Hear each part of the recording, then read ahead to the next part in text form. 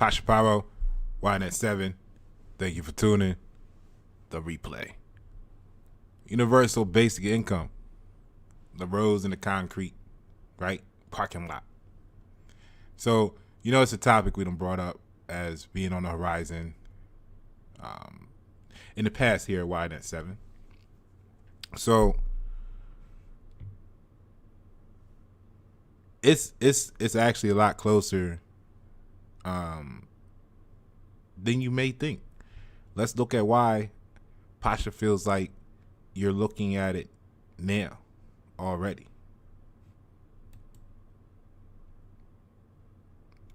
So, less than 24 hours ago, by David Arrow,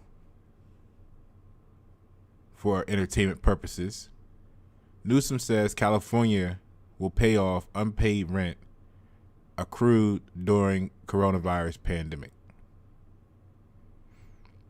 Newsom said he definitively wants to extend the eviction protections beyond June 30th. All right. So the long story short there, California will pay off all past due rent accumulated during COVID-19 pandemic, Newsom says. All right. And this is from doing a little cross-referencing Eyewitness News, ABC 7 out there. So California governor and Governor Galvin, California's Governor Gavin Newsom and lawmakers are negotiating whether to extend the state's ban on evictions for unpaid rent. Okay? Let me get to some of this here.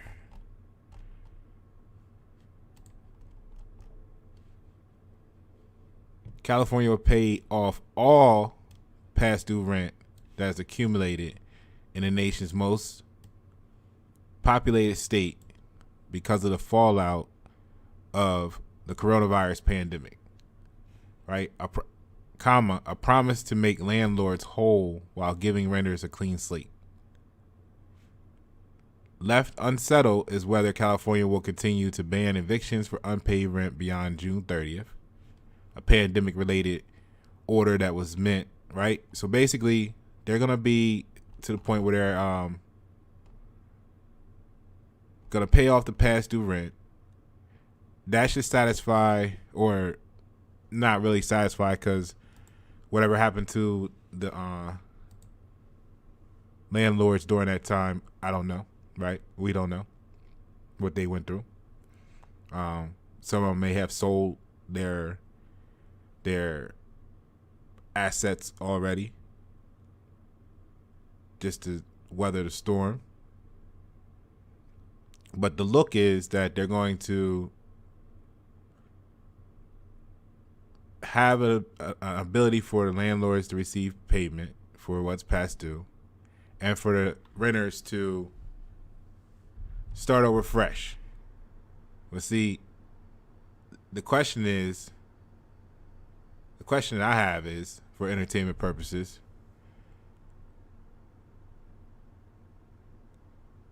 how is that going to affect everything else, right? Because you could easily see this as the initial rollout for UBI. The beta test was most likely the stimulus checks. You know what I mean? So he put that out there. They got a good gauge on that. Now you have a situation where you have a lot of renters nationwide. But look, if this is being done in California now, how long before it come to your state? Right? So that's put in a position where they're going to print, or they're going to, worst case scenario, they're going to print some more money. Right? And it sounds pleasant at first, right? It sounds pleasant at first. because the people that are in this position are going to be relieved of that position and be able to carry on with life, right? So, but there's some stuff going on in the background. Actually, it's not even in the background. It just may be other parts of the same equation that people may or may not be focused on. We're going to cover a couple things today, and we're going to show you how the possibility of all this leading to universal basic income and how that's actually gonna have you on the hook for something much bigger. And we'll touch on the little roads in the concrete parking lot of the whole thing. All right. So we got this here. California saying they're gonna pay off all the rent, all of it. Like, just write it up. The question is, how long is that gonna take in the process? You know what I mean? Like, when you go down and file your claim, or the person can go down there and file their claim, or is the landlord going to go down there and file their claim? How does this work? Is the money going directly to the landlords, or is it going to go to the tenants to give to the landlords? Anyway, the point of the matter is that's setting the stage for something else. So now you got the people used to getting stimulus checks and their rent paid, right? Okay. So what's next? What's left? What else is left after that? Just like basic things like food. But what I looked at was, I said, well, I wonder how much. What's their motive? What could be their benefit of such an offering to the population? And I looked up what percentage of California is rented, and this is the number that it came back with as of 2019, 45.14%, right? So, and this is of 2019, so it may or may not be any different right now, right?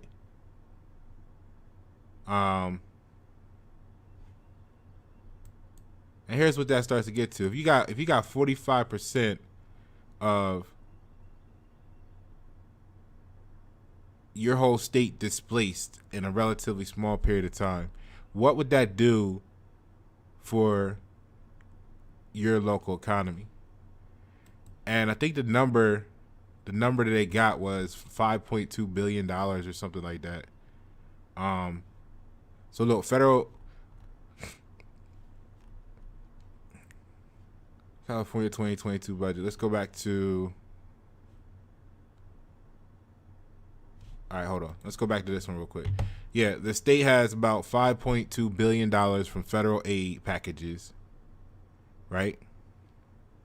Approved by Congress to pay off people's rent, which should be enough to cover. Now, that's just California got $5.2 billion from federal aid packages approved by Congress to pay off people's rent. Said Jason Elliott, senior counselor to Newsom on housing and homelessness, right? Well, here's the issue is how long, are they going to be able to get it done before the deadline? Now, if they don't get it done before the deadline, what's going to happen first or fastest?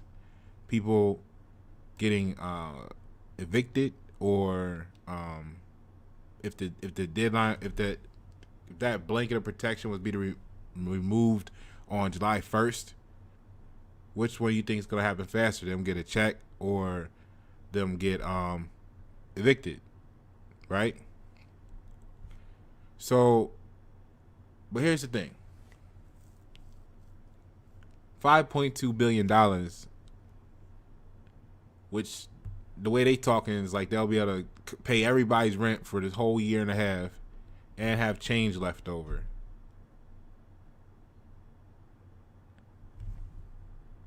Right?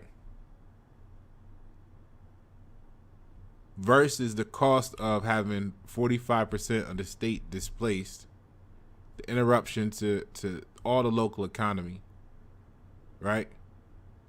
Because if they're working or not, to have half of your state now become basically vacant for some period of time, the disruption it's going to cause with people being shifted around, if they are currently employed, or they are currently working a business that maybe they're in a situation but they own their own business.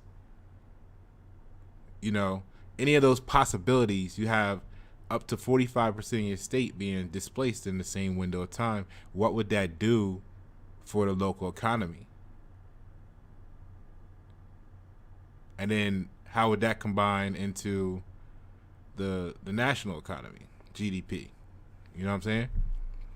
So is the 5.2 billion, since you just somehow magically got it all the time, at what cost is it to have that be part of your overhead? See, this is getting weird because now when you if you're working, if you're a workforce and the government or one entity is also providing housing, so they're housing you and working you. I don't know what we would call that in 2021. So let's continue with some more information here. All right. So we got 45%. It might just be more efficient for them, you know, as far as ROI, to just pay this 5.2 or less than, have a reset in their minds, and instead of dealing with the added catastrophe of potential collapse of half their state, you know what I mean, or half your state in that case.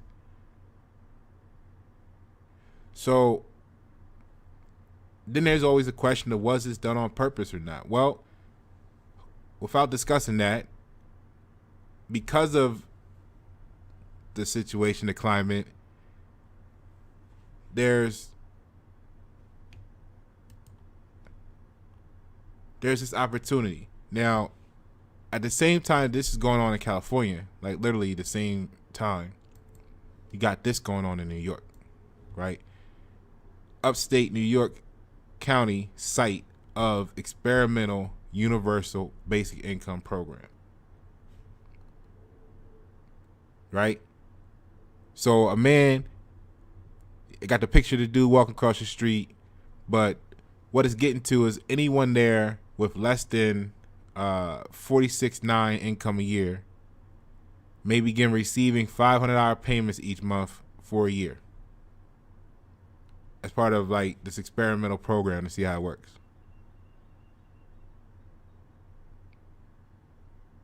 So like, it looked like a test, you know, it's a test. You know what I'm saying? And this is going on in the East, actually all over the place, because in this article it tells you that they're doing this in like California, little places like Compton, Richmond, Virginia, are trying out guaranteed income programs, which have gained more attention after the pandemic idled millions of workers. See, it created this opportunity, if nothing else. If nothing else, the whole however we got here created these moments to make sense, to be tested in the field, to be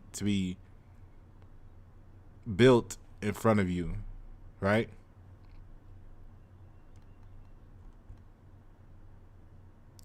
Now, in this case, they came up with the number 46.9 because that's 80% of the county's average, right?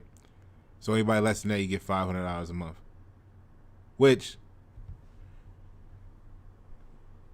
you know what I mean? For y'all that's accepting of stimulus checks and or for those that are accepting of stimulus checks and such, this is conditioning right up this path, right? So now you got universal basic income. All right, so they're testing the amount because they did this in other countries. They did this already a few other places too, and it's going on in a few other places in America, right? It all sounds great. So you would have some small income. You would have basically they're at the point where they're saying they could pay your rent every month, right? And you don't have to work. So the rows in the concrete, I'm sure the obvious to a lot of people is how much control that is over a population's life by outside entity or entities. However, if seen through uncorrupted, it would give the population the opportunity to increase in their creativity and spiritual or religious applications would also benefit from time. You know, whatever it is, family, etc. Right? Now, at what cost though? Okay? Because here's what's also happening at the same time. And this is going to tie it all together for you. So, this article is stating from the Atlantic, when Wall Street is your landlord, right? So with the conditions of the housing market, and this may also be another reason why California is doing this. Maybe it's not about the people themselves again, right? It's about protecting California, because what's on the table is an invasion of not armed, well, they're armed, but not in the sense of firing bullets and dropping bombs, but on the financial economic level. So the climate is poised right now to have, if everything drops out of the bottom of this, let's say, real estate market, you know who's going to benefit? The companies, the hedge funds, the ultra wealthy that has all this disposable income waiting for moments like this. And this is also going to be why people are maybe struggling, those that are, to find a house, because you're getting offers put on it for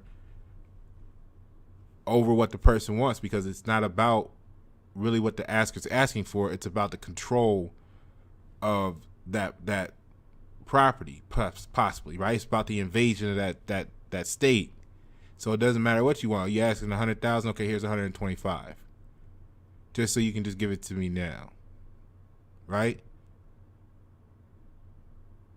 So the average buyer right now looking for a family home won't be able to compete with that. So then that presents an opportunity for 45% of California to be bought by outside investors potentially. Now you factor in the universal basic income on top of that, and now you see why the money's on the hook. Why all this is on the hook. It's a hook behind this. All right? For entertainment purposes only. Once they're paying your rent, you don't have to work. So if you don't have to work, some people are going to go out there and create and learn things and do things they always wanted to do. And there's going to be people that don't do nothing. So, but they're going to be equally enjoying themselves, right? But here's the thing. So you don't have to work. let's say they get it to the point where your total rent's paid. I don't know how you decide who gets the penthouse and who gets the ground floor and who gets the house with 5 bedrooms and who rents the apartment. You know what I'm saying? I don't know how that works, but everybody's rent's paid. Let's say you give them some basic automobile credits, right? So they can either, but then that's why you're developing the EVs and the autopilot cars, because then not only would they say you don't need gas powered automobiles, use electric, it's going to be you don't have to operate the conveyance either. Just tell it where you want to go, which then puts you in a position where your transportation is now governed by an outside entity. So they're going to have you don't work, which means at some point down the line people are going to stop. Let's say this was implemented and it just lasted for hundreds of years. It just went on, and at some point, what point, you know how phase things out, at what point do people stop learning skills beyond basic? Okay, so they you don't have to work. They pay you rent, right?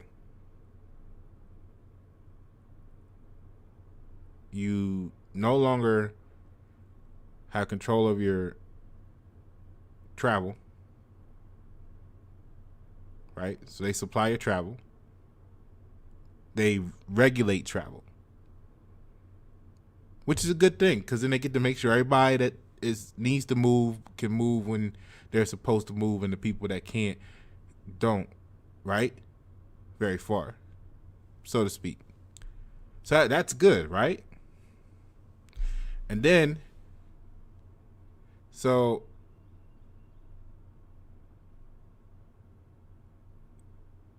but the catch is, now they're giving the people the money, right? Universal basic income to fall in line with this. But at the same time, guess what? The people that have all the money are going to be the ones buying up the house. Remember we talked about? They're buying up like the whole neighborhood.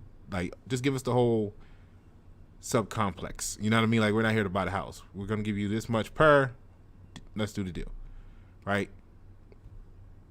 So once it gets to a point like that, you're going to have these investor groups and investors and general people with tons of money, however it goes down, owning everything, and the rest of the population even becoming even more obvious renters. I'll say it in such terms for entertainment purposes. And then they'll fall into the cycle of, now they're renting, their rent is paid, you don't have to work, universal basic income. But the flood of cash flow, even if it gets up to the point to match your quality of life right now, when they infuse you with the cash, the chips, right, the coin, the digital currency, so now you're not even gonna, that'll be gone, right? So now everything's on the digital, like it, you know what I'm saying? But here's the point: when it gets to that point, all that's gonna do is trickle back up. Like how much of a percentage of that is gonna go right back to the same group of people? But the thing is, it's gonna make their imaginary value, right, in some account continue to go up, even though it's all supposed to be nothing.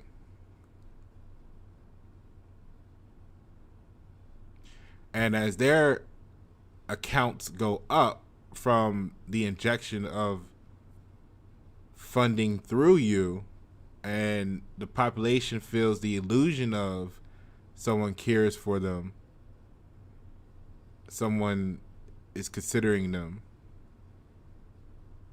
it's a means for the people possibly at the top. I'm not saying they weaponize this.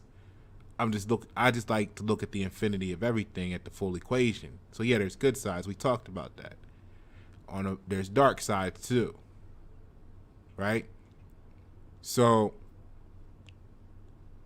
now, not only will they control the physical assets,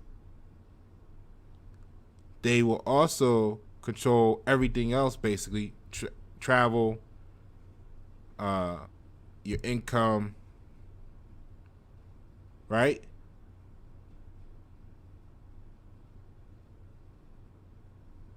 So then the only thing that makes sense is to have the injection of funding so that what we think is the economy, because remember the automation is coming, so you really don't have to work soon anyway. Everything's going to be done by a robot. So they're literally preparing the slate to say the workforce is not needed anymore. Busyness is just like to keep you busy. It's busyness, right? So you could have been living life and enjoying yourself, but you've been busy. Now, but that's a powerful operation there. It's a powerful opportunity because the elites, and I'm not saying elite with a negative tone, I just mean the ones in position, right? Think about who you think about when I say that, but they're all, that's what I'm getting at, that position in that space.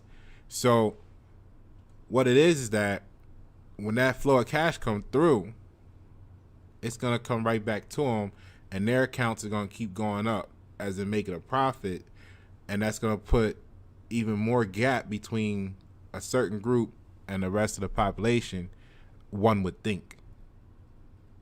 So